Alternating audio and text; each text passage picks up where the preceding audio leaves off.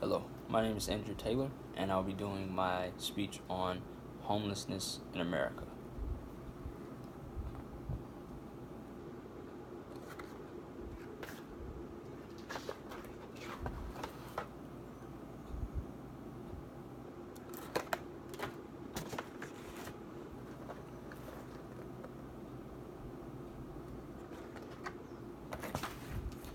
Maybe you've seen those signs sometime on the street corner as you drive by.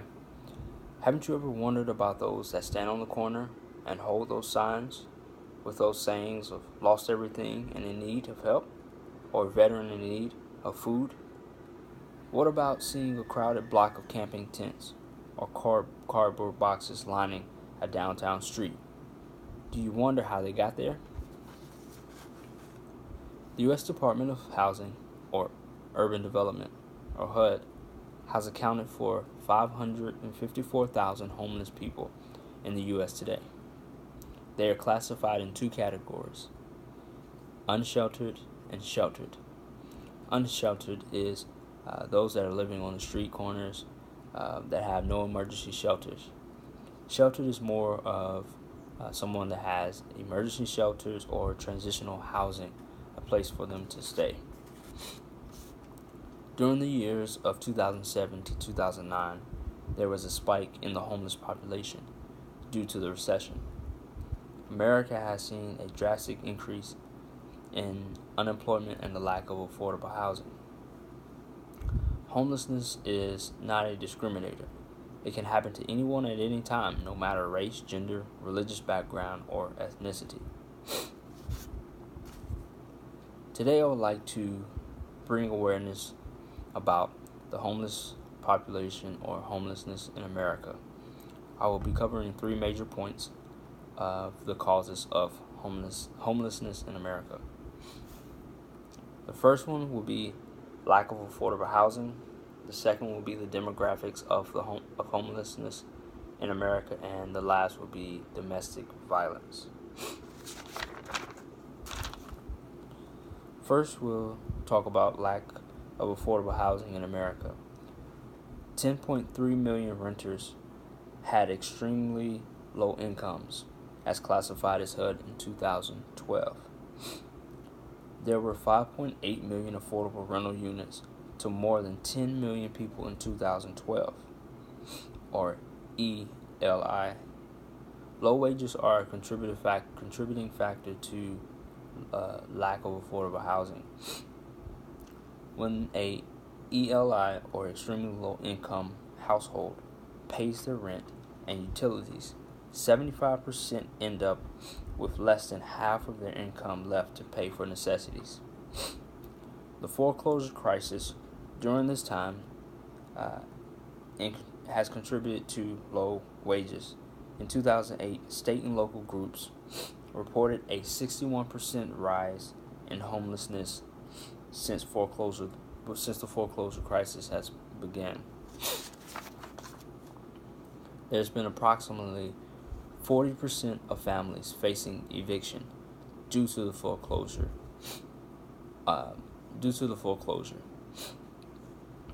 problem may continue to worsen as more people begin to rent, and there's not enough housing for everyone to rent in the U.S. Next, we'll go to the demographics of homelessness in America. In 2012, data from HUD of sheltered homeless population, there are 63% male and 37% female. Now, the demographics based on ethnicity varies. So 83% are non-Hispanic and non-Latino. 16.3% are Hispanic and Latino. 38.9% are white. 39.4% are black and African American. Now, the demographics based on age, starting with those that are under the age of 18, which is 22.6%. 23.5% are 18 to 30 years of age. 31 to 50 years of age, 35.5%. 51 to 61 years of age, 15.6% are classified as homeless, and 3.2% are 62 and older. Those are the age ranges that they've put out for HUD in 2012.